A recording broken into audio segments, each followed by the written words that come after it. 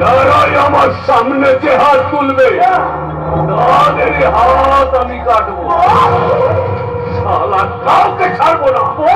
আপনি কোনো দয়া মায়া নেই?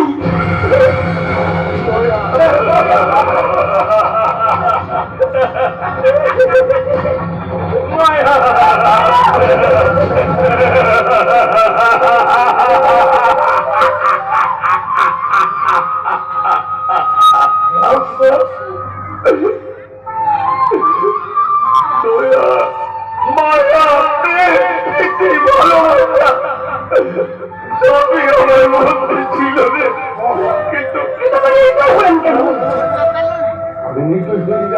হইনি। আমাকে ওরা হয়েছে, আমাকে নির্দয় করতে দেখে আমাকে নির্দয় করেছে দেখে সমাজের মানুষ। আপনি কি বলছেন? বস কি বলছেন? আমার বাবারও সবচেয়ে বড় একটা কারখানা ছিল,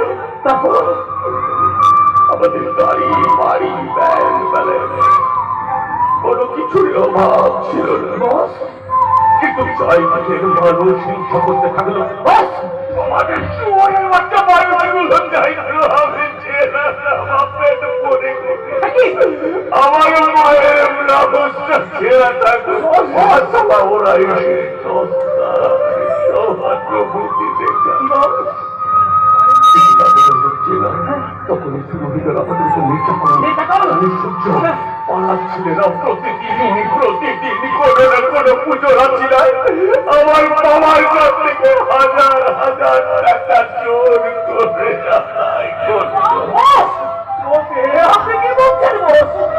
পুলিশে কমপ্লেন করতে গেলে পুলিশও মোটা টাকা করতে দিতে আরম্ভ করলো। মোটা টাকা দাবি করলো, না দিলে কারখানা তুলে দেবার ওই নেতারাই আমার শ্রমিকদের মধ্যে ইউনিয়ন করে মাইনে বোনাস বাড়াবার জন্য সংগ্রাম করে কারখানা করে দিল। তারপর এই চারটা সেবা করলো, অফিসাররা এসে আমার বাবাকে অ্যারেস্ট করলো। আর আমার বাবা এই আঘাতটা সহ্য করতে না পেরে হার্ট অ্যাটাক করে মারা গেল।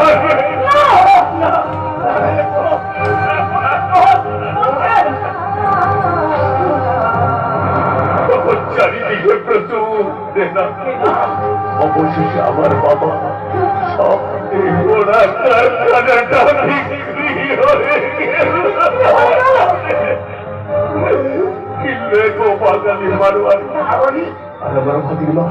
আমারও ভাবিনি মা তখন আমাকে নিয়ে চোখের জলে ভাসতে ভাসতে আপনারা বিশ্বাস করুন, তখন কিন্তু আমি খারাপ হইনি, তখনও কিন্তু আমি খারাপ হইনি। দেখলাম আমার ভাবিকে জ্বালানোর জন্য আমার মা মার ভাইয়ের কাছে কেউ বেসতে থাকে, সেদিন সারা আমার মাথা হয়ে গেল গরম। জানি সূর্য আমার চোখের সামনে ওই মার ভাই আমার মায়ের শরীরে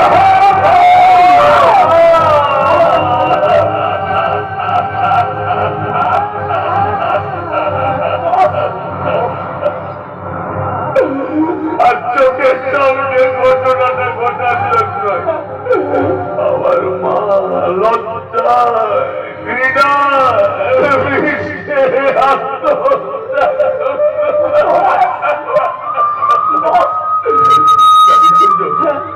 তখন আমার বয়স মাত্র 14 বছর।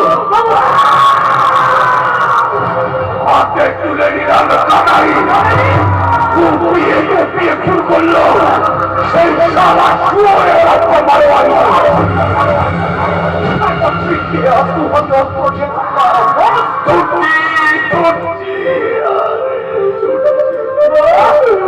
আমি আজ